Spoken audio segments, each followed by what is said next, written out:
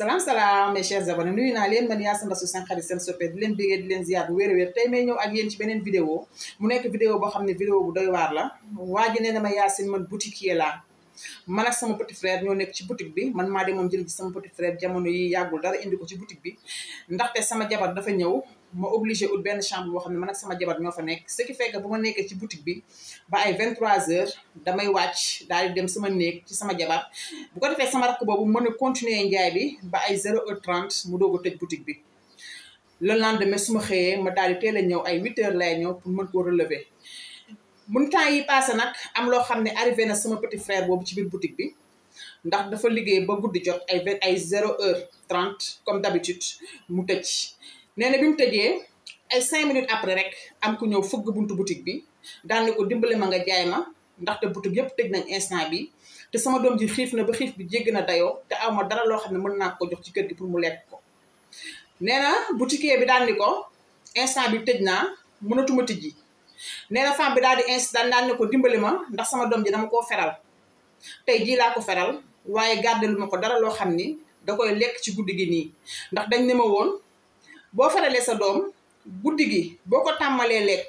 loolu mooy continuer chaque guddi dina la sonal dina jóg loolu moo tax bàyyi lu ma ko dara loo xam ne da koy lekk ci guddi gi mu ne waaye fi mu nekk nii xiif na te loof na te jooy mi metti na dimbali ma rek nga sarax ma nga jaay ma benn paquetu céréales ma mën ko defaral mu mën a lekk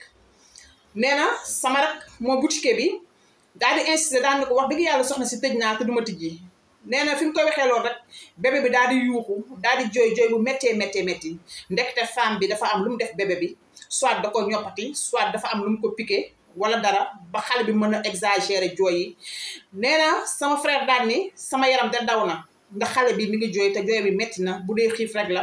xaaral kon rek ma defal yàlla ma ubbi ma jaay ko benn paquetu céréales rek mu dem nee na sama petit frère bi mu ubbee boutique bi jël paquetu céréales bi pour jox ko ndaw si ndekte ndaw si chef de gang la bande la boo xam ne gangam la àndal nee na nag ba mu àndee gang ba moom boutiquier bi dafa ubbi rek ñaari homme yoo xam ne dañoo kagulewu daal di xëcc buntu boutique bi daal di fekk si waa ji ci biir boutique bi moom xale bu góor bi bañ ko fekkee ci biir boutique bi nag dañoo armé wu ni ko boo yuuxoo wala nga def bruit bi dañ lay rey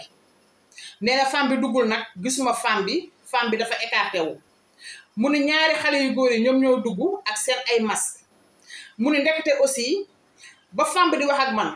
lumière bi nga xam ne dafa nekkoon ci sama buntu boutique ci biti ndekete dañoo toj lampe bi ba nga xam ne lumière tàkkul bi ma ubbee buntu bi di ko jox céréales ba ci laa ko remarqué donc ci la ñaari waay yi daal di profité ñaari góor yooyu nga xam ne dañoo masqué wu daal di dugg ci biir boutique bi ak seen ay armes mu ne indaale seen corde ba ñu duggee dañu maa takk yeew ma takk samay tànk takk sama ay loxo taf sama gémmiñ munuma ñi ngi ma takk attachement ci benn fer boo xam ni dañ ko fixé ci biir boutique bi ndax fa la ñuy teg butéelu 10 litres ndox yi ak yenn bagage yu diis yi fa lañ koy teg munuma ci tànk weñ yooyu noonu ci lañ ma takk attachement ba ma dëggal këj taf sama gémmiñ nee na Yacine sama petit frère noonu la nekkee waaja ak kam àndal dugg ci biir boutique bi daal di génne lépp loo xam ne mi ngi woon ci boutique bi te soxal na leen dem ci comptoir bi génne bépp xaalis boo xam ne mi ngi woon ci boutique bi daal di génnaat daal di delloo boutique bi daal di dugg seen oto yépp seen ay bagage seen xaalis ni fes dem seen yoon nee na man daal maa xëy rek ci suba gi comme d'habitude ay 8h moins daal di ñëw ne xaaral ma ubbi nee na bi ma ñëwee ma fëgg kenn ubbiwul ma xool buntu bi gis nga ni buntu bi dafa ubbeeku ma jàpp ni peut-être dafa teel a jóg tey daal di ubbi buntu bi nee na ma daal di xëcc buntu bi ma xëccee buntu bi ma gis biir boutique bi daal di jaxasoo ma daal di koy woo kenn wuyuwul mu ne ma daal di dugg ci biir boutique bi nag dugg ci biir fi bagage yi nekk ma gis sama petit frère ñu takk ko ba mu dëgër taf gémmiñ bi taf léppam sama petit frère dem na ba nga xam ne instant boobu loofoon na ndaxte oxygène am matatul woon mu sonn mu loof wax sax munu ko nee na ma yuuxu tël buntu bi génn ñi nga xam ne passager yi nga xam ne ñu ngi woon ci yoon bi di dem ak yooyu ñoom ñoo ñëw daal di may jàpp daal ne ma lan la ma wan leen sama petit frère niñ ko def ñu daal di woo police bi ñu woowee police ñëw daal di constaté fekk boobu loof na ñu woo ambulance daal di ñëw ñu daal di koy évacuer yóbbu hôpital daal di koy defal ay soins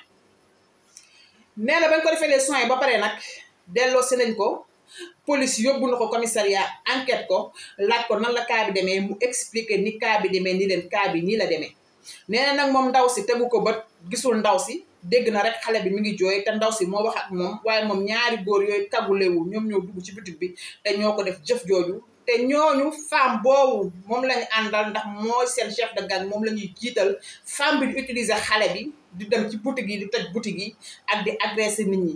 munuma nag damaa bëgg nga jàllaleel ma lii pour sensibiliser suñu mbokk boutiquiers yi ak ñi nga xam dañoo yor ay alimentation wala genre ñuy def très attention bu ñu tëjatee seen boutique bu dara jaral leen ci àdduna ñuy ubbi seen ay boutique quoi que ce soit bu mu leen ko jaral